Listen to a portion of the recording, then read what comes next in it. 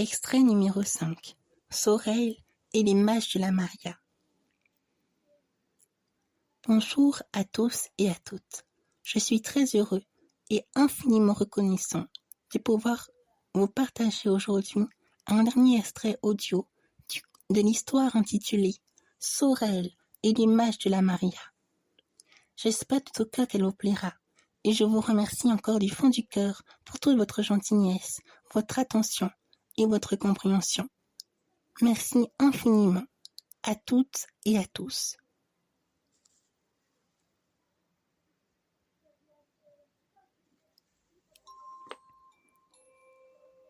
C'est cette confiance en la lumière, en leur force d'âme, qui fascina au plus haut point leur frère Kerli, car c'est en eux qu'ils voyaient encore un espoir, une étincelle de vie s'embrasant à l'infini pour se consumer entièrement, jusqu'à ne plus jamais pouvoir s'éteindre face à la puissance obscure des sans cœurs.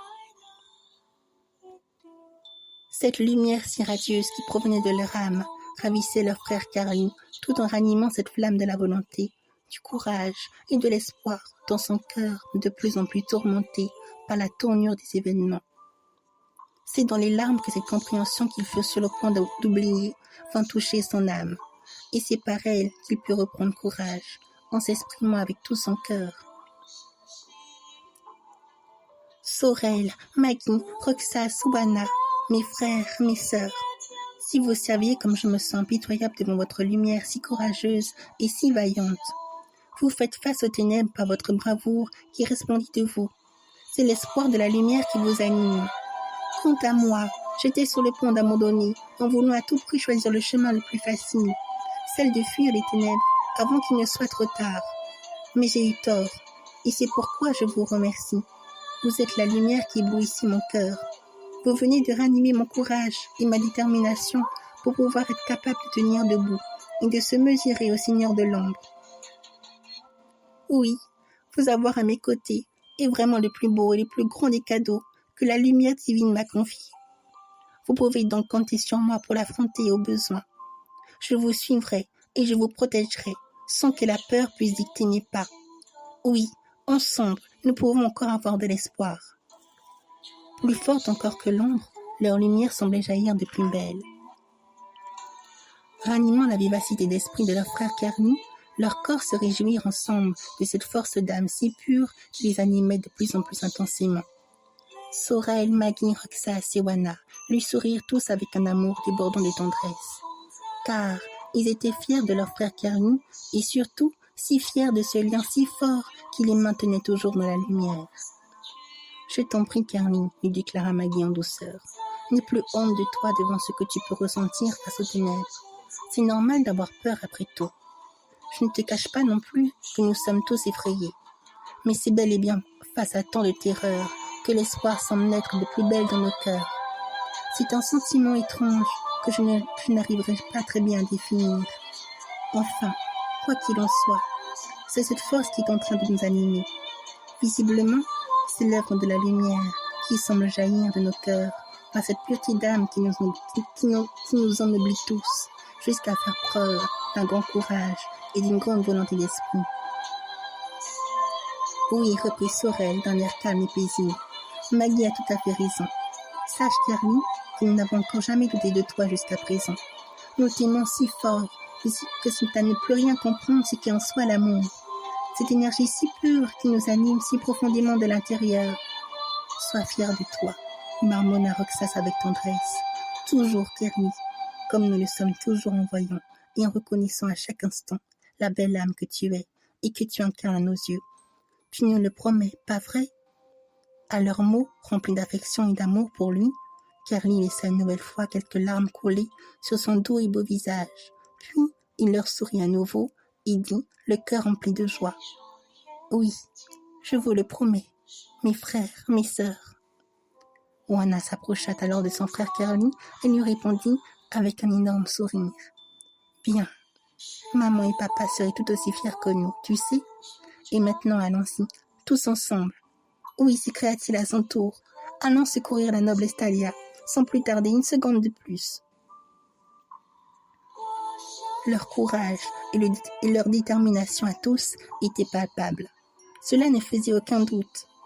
Or, de cette confiance lumineuse qui jaillissait de leur cœur, des ombres vinrent trancher net leur élan pourtant plein d'espoir et si prometteur. « Vous ne passerez pas, misérable créature inférieure, dit l'être sombre d'une voix désinvolte. Par son aura maléfique et sa simple présence, l'être noir provoqua une onde de choc monstrueuse qui déstabilisa nos amis mages de l'Irma jusqu'à les paralyser entièrement en tombant à terre, l'air souffrant. « J'ai si mal, Sorel, Maggie, Kerli et Wana, tonna subitement Roxas, une voix endolorie. « Ça y est, ça recommence, s'exclama à son tour Sorel à bout de force. Mon corps redevient si lourd. C'est comme si tout mon être était sur le point d'exploser. Tenez bon, mes frères, ma sœur, clama Maggie. Nous ne pouvons pas nous permettre d'abandonner maintenant. Ce serait impardonnable. De nouveau, nos mages de l'Irma se trouvèrent tous dans une situation périlleuse. Ils se trouvèrent en un clin d'œil, pieds et poings alignés face à la force ténébreuse de son cœur. Kerli et Wana subirent eux aussi ce contre-coup terrifiant des ténèbres. Leur corps semblait paralysé, comme à la merci de cet être si sombre qui venait de faire son apparition. Tout au plus, cette force et cette aura si machiavélique eurent raison de sa véritable identité qu'ils réussirent aisément à démasquer dans un laps de temps très court. « Tu es une créature de l'ombre, n'est-ce pas ?» répondit Wana. Mais une aura qui dégage une force aussi meurtrière fait de toi un être bien plus noir que ces autres créatures. Ce qui ne peut signifier qu'une chose. Tu es impur sans cœur. L'être sombre se tourna vers Kerli et Wana, puis s'approcha d'eux aussitôt, et sans aucun état d'âme, il lui répondit. « Oh, mais c'est que tu as l'air d'en savoir sur nous, les sans-cœurs. Tu sais donc que vous ne faites pas le poids contre nous. »« Contre vous ?» répliqua Wana, étonné de cette réponse énigmatique. « Vous voulez dire que le Seigneur de l'ombre n'est pas le seul qui soit venu jusqu'ici ?» L'être sombre n'avait aucune apparence humaine et ne montrait aucune part d'humanité en lui. Il fixa longuement d'un regard noir et abrupt Kerli et Wana, puis se mit à rire d'un air insouciant et vide de vie. C'est le comble de l'ironie. Vous semblez nous connaître, mais vous faites pas le figure devant notre force écrasante. La lumière est si décevante. Et moi qui pensais que le peuple des licornes de l'Irma serait plus méritant que ce que vous valez à mes yeux. Hélas, c'est bien pire que ce que je pensais de vous. Vous êtes des créatures si insignifiantes et si vulnérables. Regardez-vous. Qu'est-ce que cela vous apporte-t-il de rester avec des humains ? Rien de moins que des créatures mortes, ne vivant que dans une paix fugace et dans la facilité d'un monde factice que vous appelez lumière. Tu ne sais rien d'eux, riposta Kerli, choqué par de tels propos venant des ténèbres. Tu ne sais pas ce qu'ils ont dû endurer pour arriver jusqu'ici. Par votre faute à vous, les sans-cœurs, de nombreuses vies humaines ont péri. Beaucoup de créatures férines de la lumière sont aussi morts par votre faute. Et vous voulez me faire croire qu'ils méritent de disparaître avec la lumière, cette lumière divine qui est pourtant à l'origine de la présence magique de tout ce qui est vie? Soyez-en plutôt reconnaissants d'être encore en vie après tant d'ignominie que vous avez causé dans les mondes et dans les univers. Car c'est bien vous qui vous trompez de voie. L'amour ne châtie jamais, mais vous vous châtiez en ce moment vous-même. Honte à vous, sans cœur. Oui, c'est là une grande vérité pour les créatures de la lumière qui vous voient dans tout autre regard. Vous nous faites tous pitié. Ces mots eurent pour effet d'envenimer la colère noire de l'être sombre, qui se mit à le jeter impitoyablement un regard malsain et si macabre que Kerli sentit des frissons parcourir tout son être. Instinctivement, il pressentit que la mort allait s'abattre sur lui. Kerli eut très peur, et avec lui, il y eut aussi Wana, Sorel, Maggie et Roxas, qui ressentirent tous au même moment la même chose, la mort. Une mort atroce et si terrifiante, ne laissant rien d'autre que cet état de vide dans leur cœur, pourtant si empli de vie et d'espoir. L'être sombre montra alors une allure encore plus morbide et cruelle. Il prit fougueusement la parole et dit, d'une rage sans borne, « Dis-moi, petit animal, tu souhaites tant que ça vouloir précipiter ta mort ?» D'un seul geste, sans aucune émotion de sa part, il désintégra une des pattes de Kerli à l'aide de sa magie noire. Kraek, Smorak, la déperdition des âmes. Tout cela se produisit si vite qu'il ne put rien faire. Ce fut une scène épouvantable. Carly se tordait effroyablement de douleur. Un membre de son corps lui avait été ôté. Sorel, Maggie et Roxas virent la scène avec effroi, et cela eut pour effet de blesser fortement leur cœur, empli d'amour et de compassion. Ils sentaient pour la première fois monter en eux une émotion étrange qu'ils n'avaient jusqu'à présent jamais ressentie dans toute leur existence. « Carly !» s'écria d'une voix désespérée et pleine de détresse sa sœur Wana. « Monstre, tu n'es qu'un monstre. Ce que tu as fait à mon frère est impardonnable. »« Silence !» répondit succinctement l'être noir d'une voix hautaine. « Je me moque de ce que ton frère représente à tes yeux, et encore plus de ce que vous valez, vous, les créatures féeriques de la lumière. Ton frère a osé ressentir de la pitié envers nous, les sans-cœurs. Une telle aberrance mérite une juste punition. Qu'il remette bien les choses à sa place. Qu'il ait honte ou qu'il ait pitié de nous. Il ne regarde absolument pas. La lumière ne pourra jamais comprendre la nature de ce que nous sommes. Agir ainsi est une chose vaine. Vous échouerez lamentablement et vous tomberez de haut. Voyez donc la réalité en face. Vous ne valez rien pour nous, les sans-cœurs, tous autant que vous êtes. Ne cherchez pas à nous rendre encore plus faibles que ce que vous êtes, ou vous en payerez fatalement les conséquences. Vous n'avez pas de place pour ce nouveau monde que nous voulons bâtir. La lumière n'a pas sa place parmi nous. Acceptez donc votre juste sentence, et mourrez dans la certitude profonde que vous disparaîtrez à jamais de notre existence. N'essayez même pas de nous résister. Votre lumière déjà si répugnante à nos yeux risquerait de s'enlaidir davantage et nous pousserait à vous anéantir au plus vite face à tant de puanteur de votre part. Car oui, vous empestez l'amour et la compassion, même pour nous les sans-cœurs. Mais c'est se méprendre fortement à notre égard. Bientôt, vous verrez la réalité en face et vous tremblerez à nos pieds.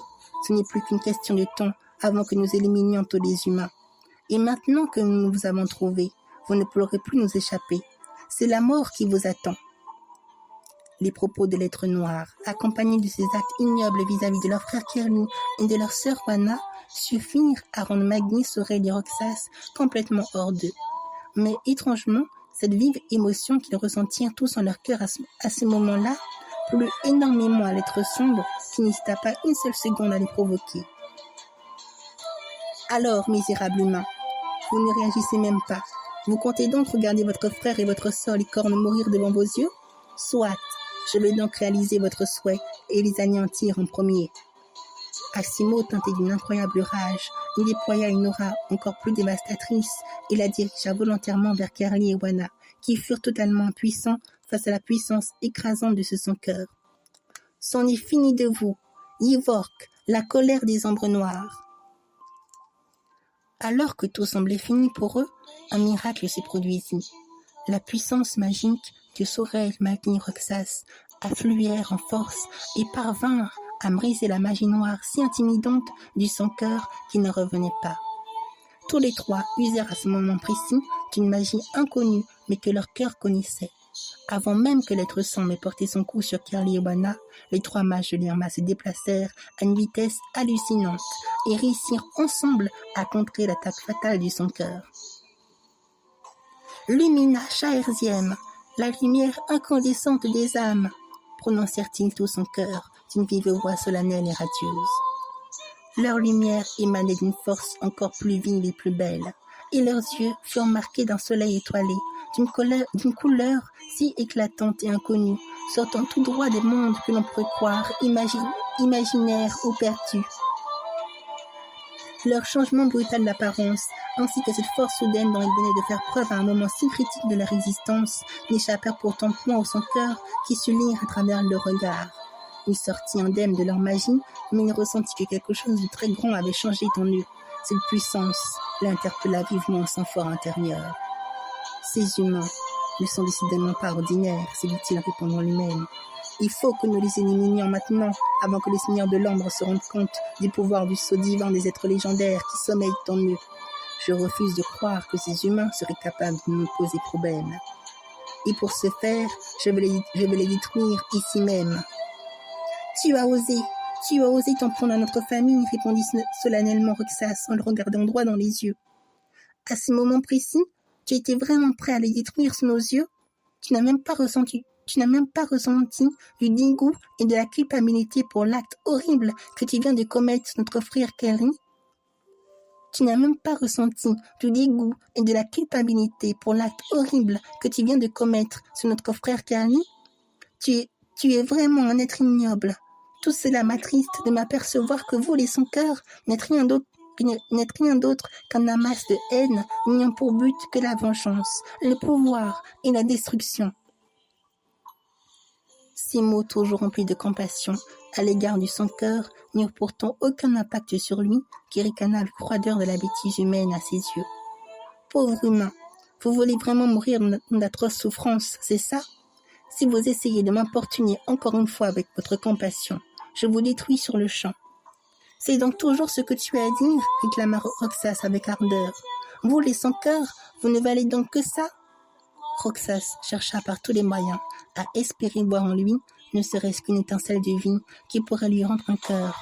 Mais hélas, il ne voyait rien de tel en lui, si ce n'est qu'un vide, une épouvantable noirceur presque incurable à pouvoir transmuter et à guérir.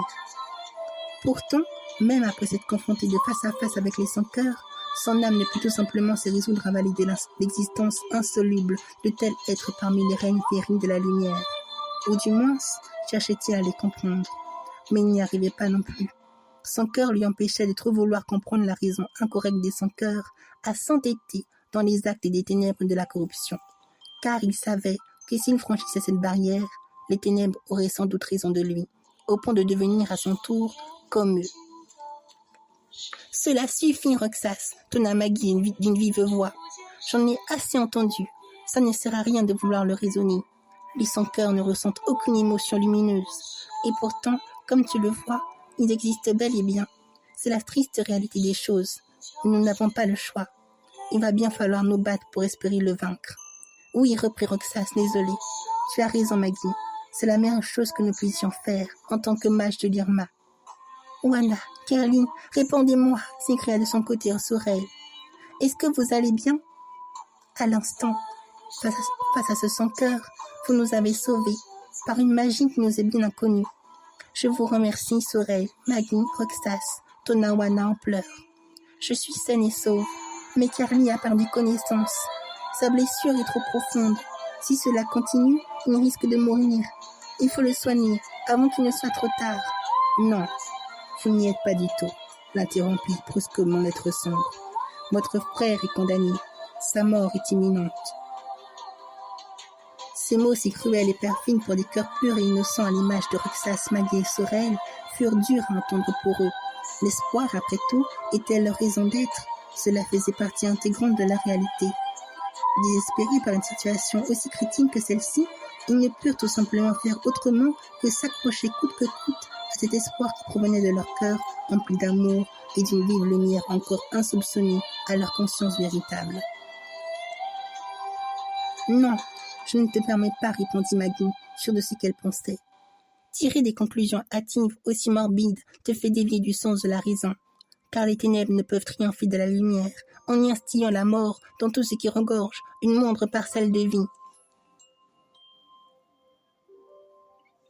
Ces mots que Maggie prononça avec toute son âme touchèrent fortement les cœurs de Sorel, Wana et Roxas, ravivant de la même manière leur propre lumière intérieure. L'espoir d'une quelconque victoire face à ce sans-cœur impitoyable semblait prendre le dessus. Mais cela ne plut guère à l'être noir qui se gonfla d'orgueil au point de ne plus pouvoir être capable de contenir sa rage. « Je vois, dit-il avec violence, que tu souhaites mourir plus tôt que prévu, et je me ferai un plaisir de te l'exaucer. Tu vas voir, misérable humaine, je vais tous vous exterminer jusqu'au dernier, et personne d'entre vous ne sortira d'ici vivant. » Maggie, s'exclama Roxas, étonné par le comportement de sa sœur. Pourquoi? Était-ce réellement la bonne chose à faire? Oui, répondit à son tour Wana, en saisissant le fond de la pensée de Roxas. Après ce que tu viens de lui dire, il ne nous ménagera plus. Ayez confiance, reprit tout simplement en douceur Maggie. Cela ne vous ressemble pas, mes frères, ma sœur. Écoutez votre cœur et ressentez sa lumière. Vous comprendrez alors qu'il nous est impossible d'échouer là où les ténèbres de son cœur ne cessent d'échouer dans leur dessein cruel et morbide. Rappelez-vous, notre force magique réside dans notre cœur. Ne laissons pas la peur avoir raison d'elle. Et pour tout vous dire, je ne me vois aucunement échouer face à ce sans-cœur, pour une raison que je ne saurais vous expliquer. Simplement, je sais que cette sensation est bien réelle à l'instant même où je vous parle. Depuis que la noble Estalia m'a révélé l'existence de ma véritable mère et de ma nature profonde, je ressens grandir une force phénoménale qui fut jusqu'alors insoupçonnée en moi. En ce moment même, c'est l'espoir qui m'anime, et je ne reculerai devant rien pour lui faire honneur en me dressant pour cela avec toute la force de mon cœur, parce que je sais que nous parviendrons à le vaincre. Oui, c'est une certitude, mon cœur ne cesse de me le confirmer. C'est dans la justesse des ressentis de son cœur que Maggie exprima ses convictions profondes, la transformant de part en part à l'image d'une véritable déesse. Était-ce là l'œuvre de l'espoir naissant de son âme, ou bien de sa profonde nature divine qui se réveillait en elle pour répandre davantage de lumière face aux sombres ténèbres de son cœur? Personne n'en savait la réponse, mais leur cœur saisissait ce qu'il était jusqu'au fond de son être, sans qu'il ne puisse l'expliquer. Sorel percevait la noblesse d'âme de sa sœur Maggie, qui ne cessait de croître en force et en détermination. Comme Roxas et Wana, il en fut même très impressionné et put ressentir jusqu'au fond de lui ce pouvoir divin et mystérieux qui provenait d'elle-même. Maggie, répondit-il avec véhémence et reconnaissance, tu as tout à fait raison. Tes mots ont touché mon cœur et ont ravivé ma propre lumière intérieure. Je peux ressentir l'espoir inébranlable de ton cœur, faisant face à l'adversité si pesante de ce son cœur. Tu es si courageuse, Maggie. Ce pouvoir qui sommeille en toi est en train de se révéler. Je le sens en moi. Oui, c'est une certitude. Nous ne perdrons pas ce combat. Wana et Roxas, qui ressentirent en eux ce même sentiment, se tournèrent alors vers Maggie et Sorel, puis s'exclamèrent en disant le sourire aux lèvres. Merci, Maggie. Merci pour tout.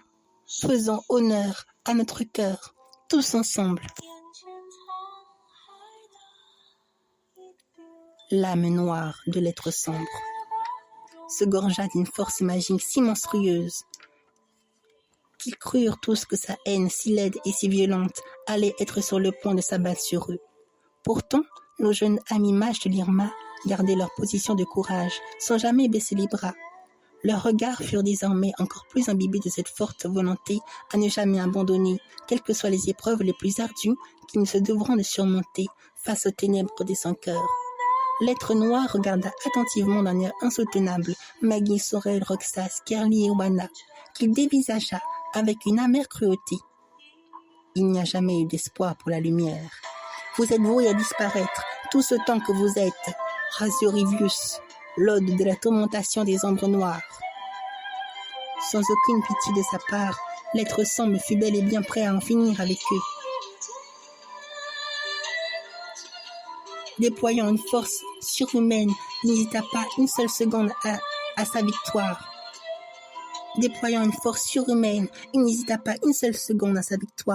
Et pourtant, c'est avec courage qu'il tint force jusqu'au bout au son cœur impitoyable, en tout point de vue. Une vague condensée d'énergie noire vint s'approcher à vive allure de nos jeunes héros, mages de l'Irma, prêts à détruire tout sur son passage. Maggie ferma alors ses yeux en douceur, puis se recueillit en elle. Elle se recueillit en elle-même, afin de rassembler toutes ses forces magiques enfouies au fond de son être. « Mère divine », se dit-elle en son fort intérieur, « je vous appelle de mon cœur et je m'en remets entièrement à vous. Donnez-moi la force nécessaire pour vaincre son cœur. Combattez avec nous et prêtez-moi votre force afin de me révéler pleinement à ma véritable nature divine. » L'être sombre, qui voyait la scène avec dégoût et moquerie, se mit aussitôt à rire d'un air saccadé et orgueilleux, comme étant celui qui aura le dernier mot dans cette bataille. « C'est irréversible, vous voilà condamné à votre sort, la mort.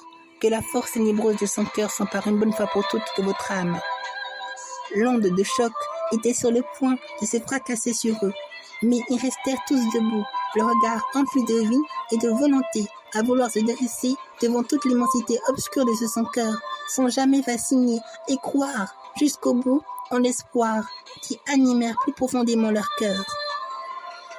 Car, leur âme étant liée l'un de l'autre, ils surent lire aisément à travers eux et ressentir avec confiance ce pouvoir naissant et prodigieux qui remontait avec force dans le cœur de Maggie. Élevant ses bras avec confiance et détermination, elle rouvrit les yeux. Puis, vit sans l'ombre d'un doute une chaleureuse présence, divine, féminine et maternelle, l'enveloppait d'un amour infini, sublime comme la lumière profonde du soleil. Ses cheveux luisaient d'une vive allure sans pareille, et ses yeux au bleu profond s'harmonisaient parfaitement avec sa peau fine noire. Elle semblait resplendir l'univers entier par sa simple présence qui témoignait déjà de son être divine et vertueuse. Plongeant son regard vers le sien, Maggie la reconnut instinctivement à travers son cœur. « Comme tu es devenue grande, Maggie, je suis si fière de toi. Le temps est désormais venu pour toi.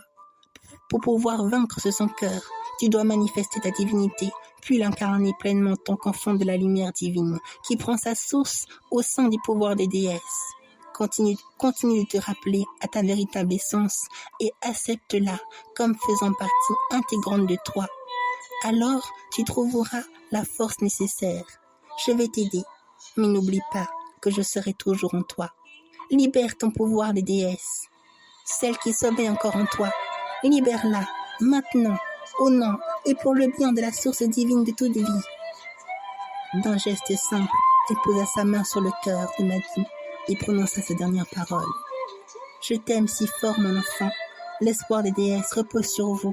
Qu'elles vous protègent, où que vous soyez. » Ces mots semblaient ravir de plus belle la lumière profonde de Maggie, qui versa quelques larmes emplies d'amour et de reconnaissance pour celle en qui son cœur fut plein de gratitude.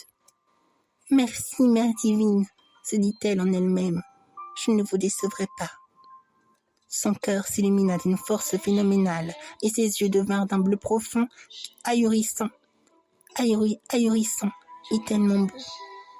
Elle ressentait en elle-même la présence divine de sa mère Marley qui révélait son véritable pouvoir, son essence profonde. Un signe divin apparut sur son front à l'image d'un soleil jaune étoilé. À elle seule, Maggie manifestait tout un tas d'êtres merveilleux et resplendissants. Sans attendre une seconde de plus, Maggie s'élança la première vers l'onde de choc de l'être sombre. D'un sourire éclatant et d'un air rassuré, elle eut tout juste le temps de confier à Sorel, Wana et Roxas ces mots emplis de compassion. « Ne vous en faites pas, mes frères, ma sœur. Soyez sûrs que je vaincrai son cœur. » Il n'y fallut que l'espace d'un instant pour que cette onde de choc détruise tout sur son passage. Tout, à l'exception de Roxas, Sorel, Carly et Wana, qui purent en sortir indemnes à leur plus grande surprise. Cette fois-ci, même si son cœur ne revenait pas, il n'en croyait pas ses yeux. « Mais comment est-ce possible ?» s'écria-t-il d'un air interloqué. « Pourquoi sont-ils encore en vie? Se pourrait-il que cette humaine se soit donné la mort pour les sauver ?» Sorel, Wana et Roxas ne dirent rien sur le moment. C'est en faisant appel à leur cœur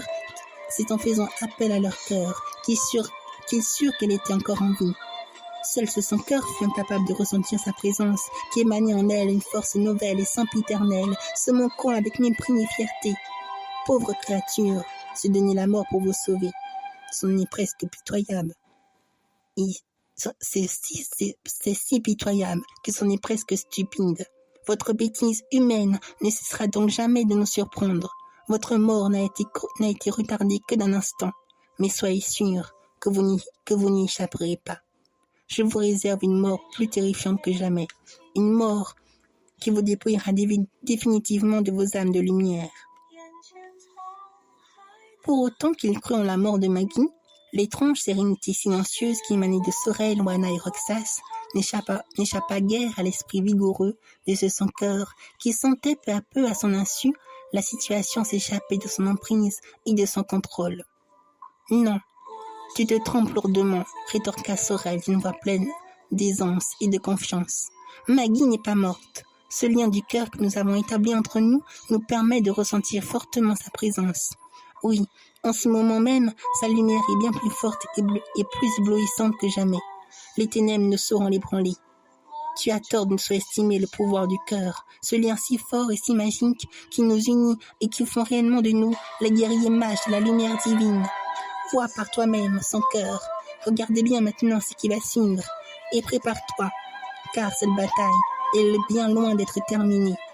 Qui de nous va l'emporter? La lumière ou les ténèbres? Notre cœur sait, et c'est tout ce qui compte pour nous.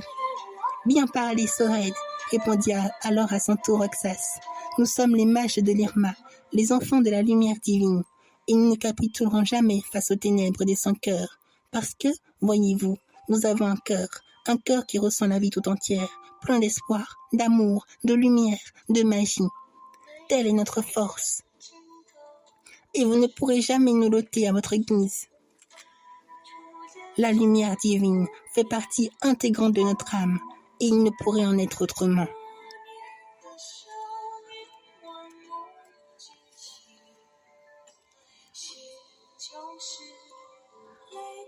Voilà.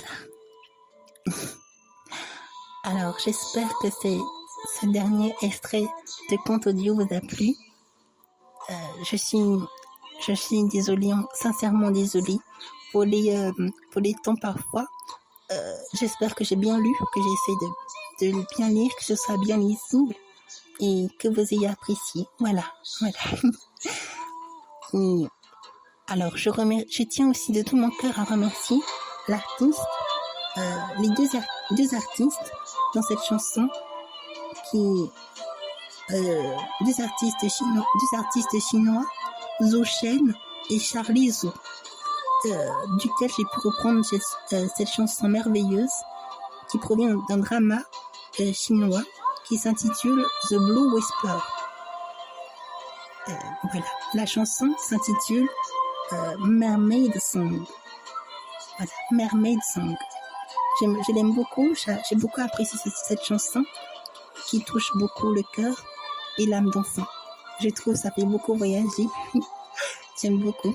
Donc c'est pour cela que j'ai voulu la mettre dans cette dernière partie de l'histoire. Et quant à moi maintenant, je tiens de tout cœur à vous remercier encore sincèrement pour toute votre gentillesse, votre attention et votre compréhension. Merci, merci, merci, merci de tout cœur pour tout. À toutes et à tous. Au revoir et à bientôt.